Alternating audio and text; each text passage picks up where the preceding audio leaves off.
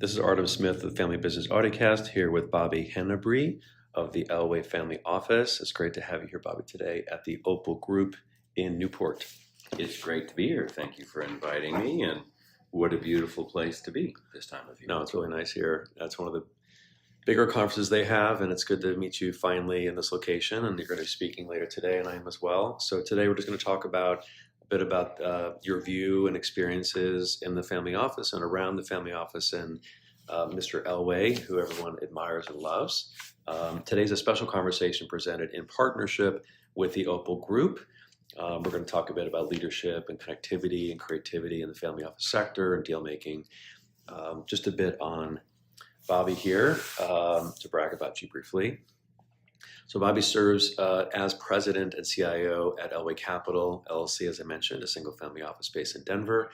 He was previously a partner in the industry, including at a hedge fund, and prior to that he spent about a decade at Seabridge Investment Partners. He was a partner there advising other wealthy families and individuals on global allocations. And then before, he was early in crypto, which is good. We'll talk about that, having started a erythium mining operation and building that business. Before, Bobby is an alum of Georgia Tech, and he's a member of various organizations, including the YPO, Aspen Group, Family Office Regional Group Executives, Roundtable of Investors, and Family Office Roundtable. And of course, we're here at Opal. And he's super active in the family office space, but also in sports and lifestyle and different activities, both direct investing and co-investing. And like me, he also loves music. I play classical piano, and he founded actually an education channel to help people rock on, which is cool. So you've worn many hats. Now you're sort of a fiduciary advisor, but you've been an entrepreneur as well. Let's talk about how you kind of pieced that together. How'd you get here with John? Well, first off, thank you again, and I've done a lot of kooky stuff as I hear you recite all that. I had a really wonderful mentor, still do, a guy named Garnet L. Keith, who's a Georgia Tech guy and Navy, Harvard Business School, worked in a family office, the Irwin family of Cummins Engine Company, and then eventually rose to be CIO and vice chairman of Prudential Insurance. He retired from that job in '96 and started Seabridge, the firm I subsequently spent 11 years at. And so how did I get here was, the Georgia Tech network, and having the good fortune of having a really wonderful mentor and a good all-around human being. I actually flew in early for this conference to Lexington, Mass, and had dinner with Garnet, who turns 90 later this year, and his wife, Martha, who's 90, just talking about life and personal growth and what got us here, and just really just graciously honoring them and how they've changed my life. I want to acknowledge that. And, I've worked with Garnet 11 years, and, I learned a lot from a really high quality mentor who put me forward in things that I was not qualified for. And I was grateful to travel around the world in institutional money management groups and be a partner in a firm and learn the in the business CFA charter stuff and the on the business and the people dynamic stuff, which is always messy and complicated and critical.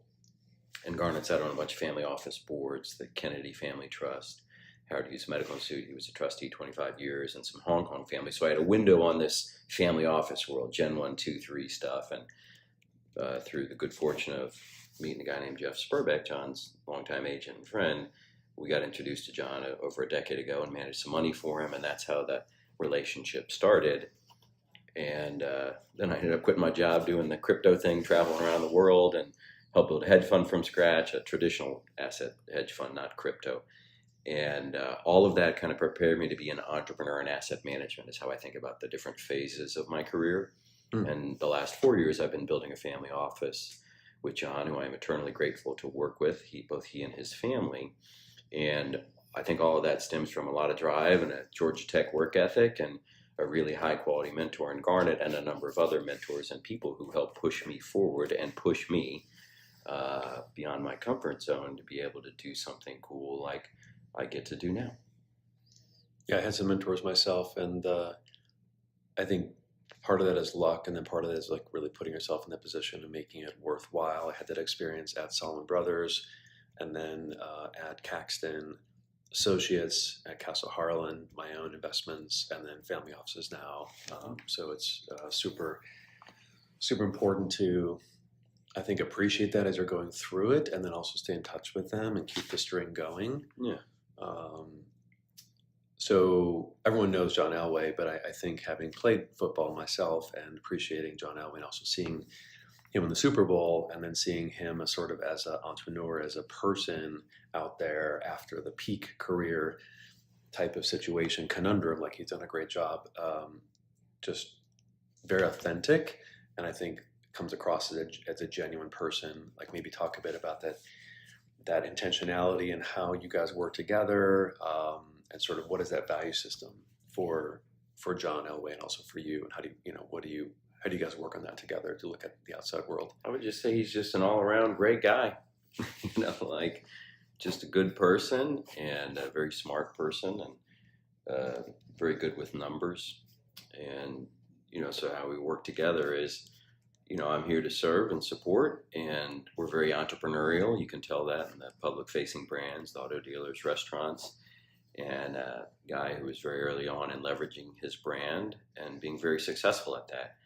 And so with my kind of entrepreneurial asset management background that I alluded to earlier, and kind of, I think part of the culture at Elway Capital of being entrepreneurial, I get to go out and find really interesting opportunities, and the name is obvious who it is.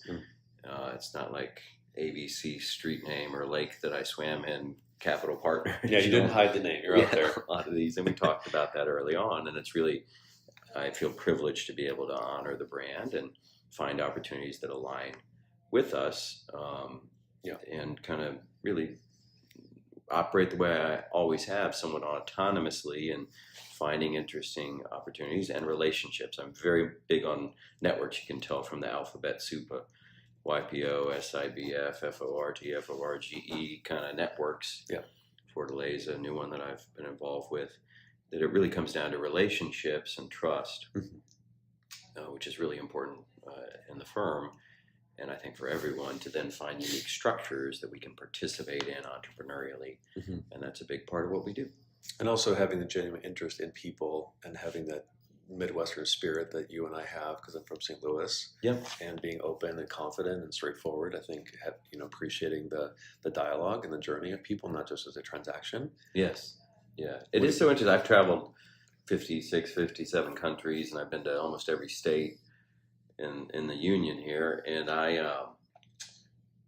these little, Seattle, I've done a lot of business there. I've done a lot in New York, New Jersey, Boston, Atlanta, Florida, Dallas. And, each little subculture has its own norms and kind of vibe. And so I like to think I'm somewhat socially dexterous or culturally dexterous from all the things I've done, but always learning and trying to absorb more. Even last night I was at dinner with a bunch of friends from Mexico City who were also American and kind of bicultural, and I've spent a lot of time in Mexico City, and it's so interesting and fascinating to me to be in community with people, learning language, trying to understand cultural norms, blind spots that you have. And that's a kind of a reward in all kind of the business and networking that I'm doing that I think is interesting, but also helps you build more authentic relationships. But also, to your point, having Midwestern roots, also honoring that heritage that I have and we share. Yeah. And kudos to John Elway for opening up the Creative Family Office and having the courage to use his name and professionalize the family office and get out there and make more money and do deals. Like that's what I do. I love advising my family offices and doing deals and putting them together, putting people together, putting SPVs together. I'm more touching multiple families and have advised hundreds of them in different ways. But I think that people should really respect that courage to actually build a visible public family office and professionalize it. It takes a lot of extra effort when you already have the money. Maybe you want to talk a bit about that sort of leadership growth mentality. Yeah, I think my mentor Garnet, who I alluded to, we used to have a client down in Savannah who had an old house. A ninth generation house that was a historic asset. And my mentor Garnet once said, "It's like, you don't own the house owns you, because there's just so much that you got to do to keep the thing up." And I kind of translated that at a certain point. It's a very high-class problem for a family office wealth. The wealth owns you instead of you owning the wealth. And that's, anybody who's done K1, 1099, cat herding, and we need this resolution, and where was that doc, and what are the rules on this trust, and who's in charge, and all. There's just so many things that people of wealth need to understand and manage it. At a certain point, it just becomes very burdensome, which creates an opportunity for professionals like yourself or myself and many others out there to step in and provide that service. And kind of back to how the relationship manifested or started, I kind of think of it like interviewing for a family office is a job you've interviewed for 5 or 10 years without knowing it. Right. And then all of a You're sudden, building those skills, and then you get there, you're like, wow, I have this whole balance. Skills and trust. Mm-hmm. And then it's such an intimate thing to have a family office and to pull somebody into your life and financials, which is truly intimate, and to trust them with it is a real honor and a responsibility. And so as I've said earlier, I'm eternally grateful for the opportunity to serve the family I serve. And I try to do that with excellence and keep things organized and say, hey, boss, you go live the dream, and I'll send that email. I'll do this. And actually, my own personal rules are 2 things. 1, be available and don't complain. Mm-hmm. I get a lot of autonomy. I get to do interesting things. I get to be at conferences like this and speak, and really things that my personality enjoys as I build community across cultures. And so, I'm here to help. I'm here to serve and make it easier for you, and we can do bigger things together. You talked about network building. It took a while for us to connect because I'm capped at 30,000 on the LinkedIn, which is frustrating because I hit that, and you have to delete other people, and sort of you're editing and auditing relationships, which is not necessarily natural in a sense. So I think there's kind of a risk reward, kind of a portfolio approach to network building, which is important that you're mentioning that, and being part of different ecosystems. But in a sense, also you have to curate them and collate them so that the quality goes up and you're keeping your time efficient. You want to talk a bit about that dynamic with a high profile organization? Like what kind of experience do you have? What type of advice can you give people to build a network that's efficient? That's an interesting question. So I naturally I'm an ESTJ, Myers-Briggs, extrovert, sensing, thinking, judging, and very strong, and most of them exceptionally strong in E. So I'm a social animal, right? I understand that, and the way I work is, yes, I can read and I can dig into text, but I'd rather get on a call and have like a dynamic verbal conversation when I do diligence. Also, by me, I was on over 100 flights last year and probably 34, 35 conferences. And I'm constantly trying to build relationships. And what's interesting about that is, we all understand compounding capital, putting money in and reinvesting dividends, and, there are downs and ups. But like in relationships, if you continue to be in community and interesting networks with people, you really get to understand others and they get to understand you, and you find alignment, or you find where there's not alignment, and that's okay. There are different interests, norms, incentives, and personalities out there. And so one of the reasons that I am in all these networks is because I want to build authentic trust, because I also want to make sure I'm honoring the brand I'm in, and you need to social proof things. We're doing a lot of kind of co-sponsor, co-GP opportunities, and data centers with another family office, independent sponsor deal we were a part of, carve out from a public company last year. And I hope we programmatically do more with our partners there, as with data centers. And we're doing a lot in sports franchises now. GP US team we're a part of. We're in another kind of more minority stakes in real estate platform, and looking at an F1 team, and also looking at some other interesting college sports opportunities. All of those deals came from me being in all of those alphabet soup of family office networks. And for 10 years in one network, building relationships, until I'm at a party where a guy introduces another guy where another friend of mine's there and loves this guy, and we end up doing a deal with him, right? So I was able to make a quicker decision because I social proofed the relationship. Got it. And those other deals have come out of trusted relationships where I didn't have an agenda other than building community. And so I feel safer for doing that, and also in the brand that I get to represent and support. To your question, that helps me feel better about kind of bringing deals and opportunities in. I just delete solicitations on LinkedIn that are cold. I delete emails that are cold. It has to come through a relationship. One, for how I operate as a social person, but two, to kind of, protect the brand. And, you always worry about, God, am I getting in with a bad actor without knowing it? Yeah. And that would be horrible. So I really spend a lot of time on the relationship front.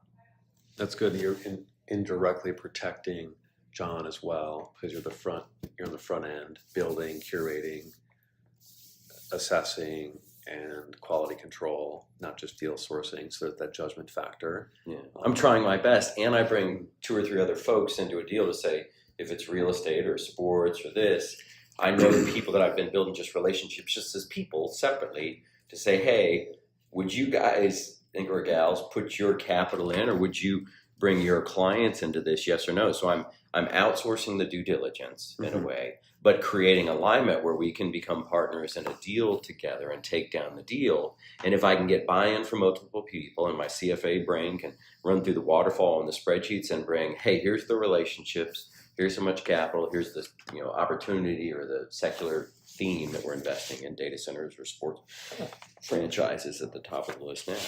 Yeah. Then do the numbers make sense? And you want to click go, boss, or not? So you talked about Garnet as a mentor, and John and others, of course. So let's talk about the family office experiences and working with them in terms of like what defines them beyond capital. So we're talking a bit about social networks, of course, but then there's the whole value system. Like I think people know John Elway pretty well, but then like when you're doing business, the primary goal is typically to make incremental wealth, but then there's the value system around that of how to do it. You want to talk about the value system a bit? That drives your work and the person. Yeah, no, that's fair. I would say in the value system, part of me likes to think there's a level of excellence in what I try to do. And clearly as a world-class athlete, there's excellence there at the highest of levels. And so attention to detail is something that's in there. Also numbers. I like running numbers, and I like being in conversation in the culture of our firm where, we care about the theme, but like let's look at how do you control your risk by position size, right? You look at, all right, where are you at in the capital stack? What can go wrong in a deal, and numerically, and understanding that on the front end. So that's a really important part of underwriting any deal. But ultimately, it's the nature of the bet or the opportunity. It's the nature of the team that's going to drive success, and some randomness in the world. So I do a lot of modeling, but everybody's like, I got a mid-teens, 2x return. Everybody models that out to say that. It's like a robot. I'm a little cynical about that. But at some point, you just have to have a little bit of a leap of faith after you've done all this diligence. And then the diversification is what protects you as you're building out kind of new areas or new themes in the portfolio diversification. Yeah. Some things might be teens, some might be 30s, some might be a fly or the hockey stick. Yeah, that's right. But we clearly don't want to lose money. I don't want to be miss out on that point. But despite all your best efforts, things can happen. I mean, that tariff discussion, without getting into that, like, man, that was unexpected in many ways, and in some ways not. And that creates uncertainty. And so diversification kind of helps support you. And Garnet, my mentor, I asked him a question. I said, Garnet, knowing me and knowing what you know and being a still very sharp guy, what should I be thinking about that I'm not thinking about? And he really came back with concern about where the level of the market's at, and kind of the whole anti-fragile concept is something he spent a lot of time on for years and seemed to live. And because everything's great until things break. Nice. What is sometimes referred to as a Minsky moment. Hyman Minsky is another thing people could study that's interesting. Kind of people get over leveraged, and then there's a precipitated collapse. The black swan. Yeah, a black swan type event. And so what hedges are you putting on? Even if you're kind of paying insurance for that, or premiums, or however you do it, don't get out over your ski tips. So I kind of take that back, and that's what I've been processing the last couple of days, and going back to the portfolio. Yeah, we have these exciting things we're doing, but what are the things that we should be putting in there that are a ballast to the portfolio, or really protect? Because I still feel like this market is somewhat exuberant, in the face of a lot of challenges. And so that's really good advice from an 89-year-old guy who's been through a few cycles in his life. Now, what do I do with that? I don't know. But that's what I'm kind of thinking through. I like that.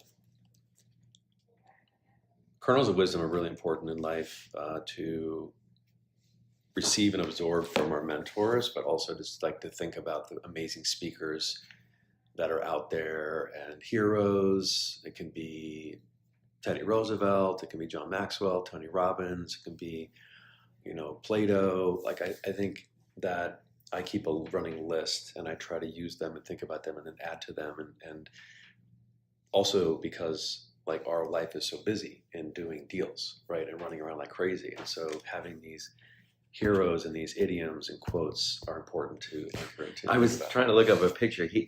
Garnet had a picture on his wall that was from his two mentors, from the 60s. They were in their 80s or whatever. And they had a picture of these two guys at a cafe in France, I want to say. And there were 5 rules, and I should remember all of them. But one of them is 1 + 1 = 2. Kind of just a simple, be clear on the math is what that means. Nice. Another rule was, when in doubt, sell half. Right? Kind of nobody ever lost money by taking a gain. And your emotions can really get you out over your ski tips. And then, a precipitated collapse happens or some correction happens. And another rule he had was remember to let the other guy make a profit too. Right? Don't just be so greedy that you drive someone out of the deal. It's really about compromise. There are 2 others on there I got to remember, but you're talking about that, and we're talking about him. And these simple rules are really important when you think there's a new reality, and that may not be the case. It grounds you. Yeah, and then that gets to judgment. Mm. So leading into the creative thought process, and that you were in music and you created a channel as a method to sort of teach and connect and create identity, explore identity, and creating musical identities. So because I play classical piano, I'm thinking that's interesting to look at the universality of human emotions. And that's relevant because you're talking about the social capital of having in-person conversations. And then music, in a sense, brings people together. It opens up their mind, and that allows you to be creative. So I'm curious, how you bring creativity into your investing, as a lens, not just the numbers, because obviously the numbers are important. I came from Wall Street, I get that. Yeah. But I'm curious, how you think about creativity, and what are you looking for in the founders of the business plan? Okay, that's super unique. Yeah. That creates a premium. Well, I got to talk about music a little bit because you hit the magic button there. But if I talk too much about it, then we'll come back to creativity and deals. I should acknowledge my mother for encouraging me to play piano despite my resistance to it early on. But then I wanted to play saxophone. I did that 8 years. I was in a ska band, and my buddy Luke McMurray was the first guy that introduced me to improv, not just studying and regurgitating other people's works, not in a bad way, but that is a realm of performance that is distinctly different from take scales and create things from your own sense of expression, right? And I love that. And then I wanted to be like James Hetfield, like Metallica. I'm a huge Metallica fan, and picked up guitar, so I played that for almost 30 years now. And in college, I just played music with my friends. I didn't really party much, but I wanted to create music. I entered the John Lennon songwriting contest. I was like, let me try that. I wanted to test myself. And then to write a song, I had to learn bass, and I hammered out on a DR550, with my fingers drums. And then I learned how to drum. And now I've got a music room and a YouTube channel, Chord Savvy, that I teach guitar on. I haven't made content for a while, but I really went way down that rabbit hole in skill building, right?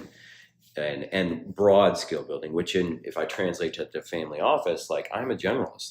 I have to understand equities, bonds, crypto, private equity, venture, estate planning, working through a deal that's going bad, working through a deal that's going well, all of that. And just like music, I love all these instruments. And then I did songwriting courses at Berkeley as well. And I've written a lot of music. And so to close out music and come back to the business side of my brain, music, I remember when I was traveling early on, 50% of the time at Seabridge, and I was in this little rental house duplex. It was our corporate housing in Summit, New Jersey. And I just had this, and Summit's not like a party town, like it closes down at 7:30 or 8. It's not Manhattan. And I'd be there and just kind of bored in my room. And I had this feeling, and it was like a homesickness. So I went to a Guitar Center the next day in Union Square in Manhattan. I got a little guitar and I kept it in the closet. So whenever I came up to Summit, I would play, and that soothed me. And a lot of creative things came out. Some that I wrote songs from, one on a patio in Gig Harbor on the 4th of July, where Garnet had a home years ago. I can still play that riff and I can see where I wrote it. Music was partially to kind of express my feelings and the highs and lows of my life. Writing songs for your girlfriend is also a great thing. They appreciate that, so that's good too.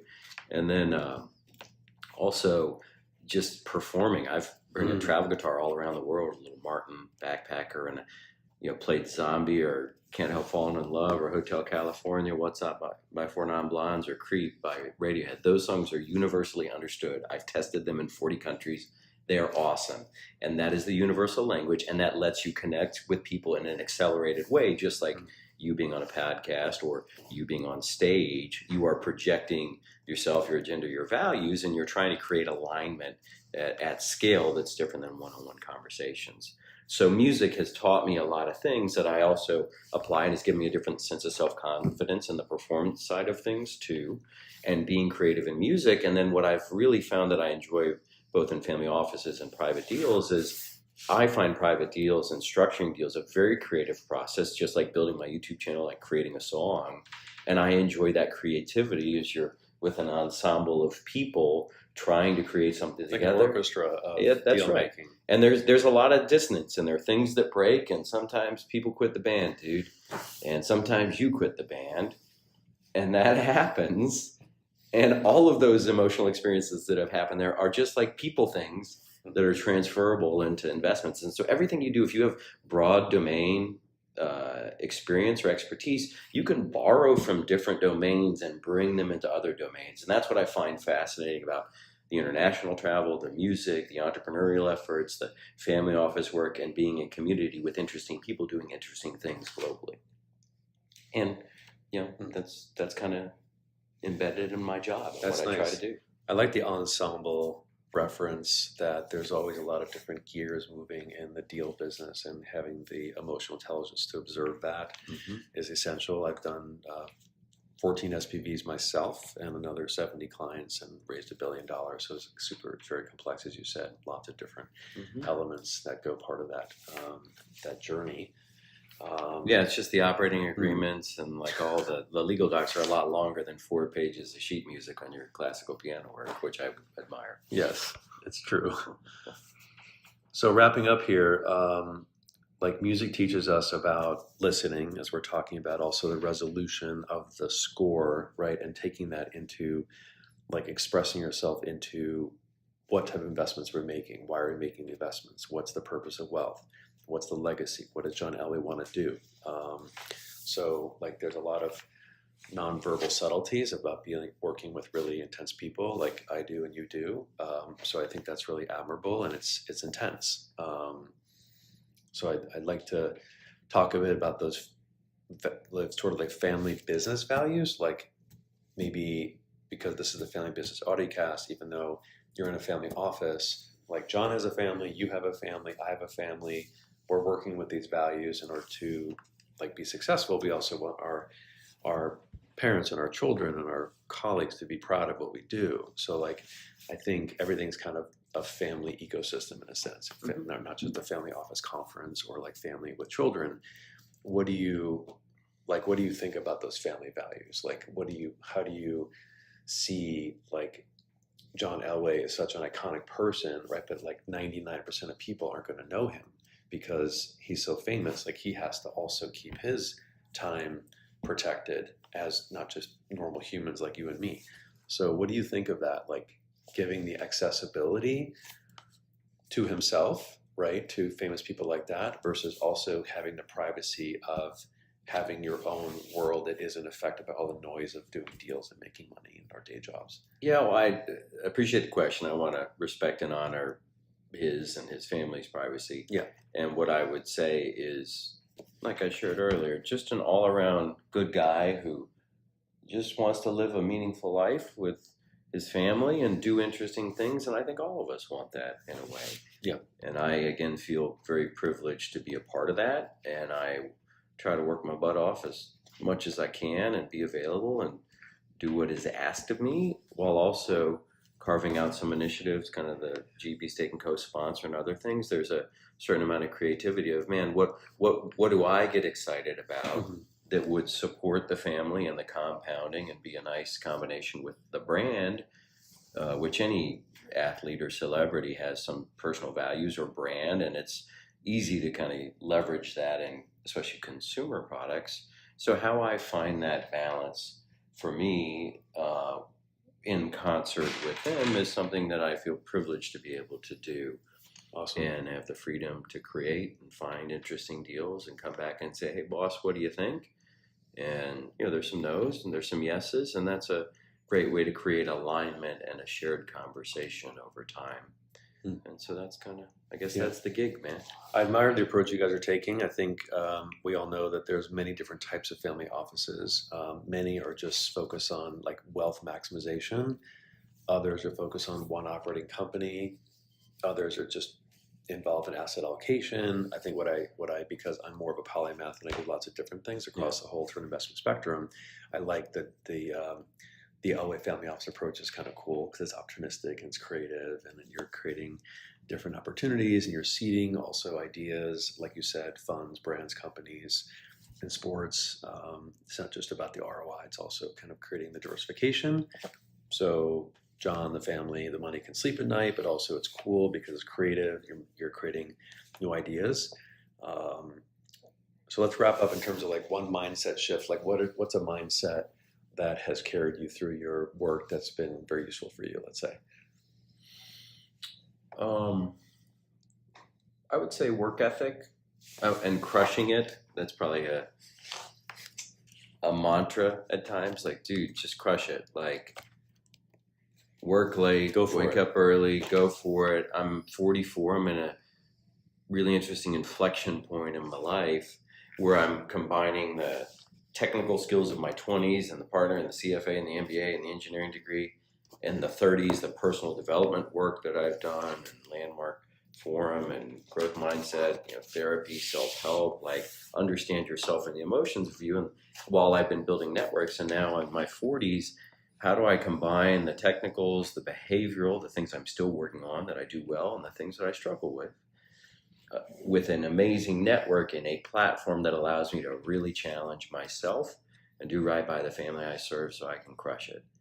And that is a really exciting and scary place to be. And that's why I'm in community with interesting people that can kind of help motivate you, YPO and SIBF and all these other networks I'm a part of, because that community can help encourage you and take you further than you can alone. And push you further ahead. Correct. Yeah. Thank you. So we're going to wrap up with Bobby Henderbury of the Elway Family Office. Of course, he's a polymath, also involved in lots of things in his life, and it's exciting to hear about it and to encourage that journey, creativity, and drive, right, and dedication to his work, and to supporting also the family office industry and working with others. So appreciate your insight today, and also gratitude to the Opal Group for hosting us today and supporting this special edition of the podcast. It was really great to have you here today on the Family Business Audiocast. Good to be together, Adam. Thank you. Okay. Thank you for signing out. This is Artem Smith. Stay tuned for the next episodes of the Family Business Audiocast.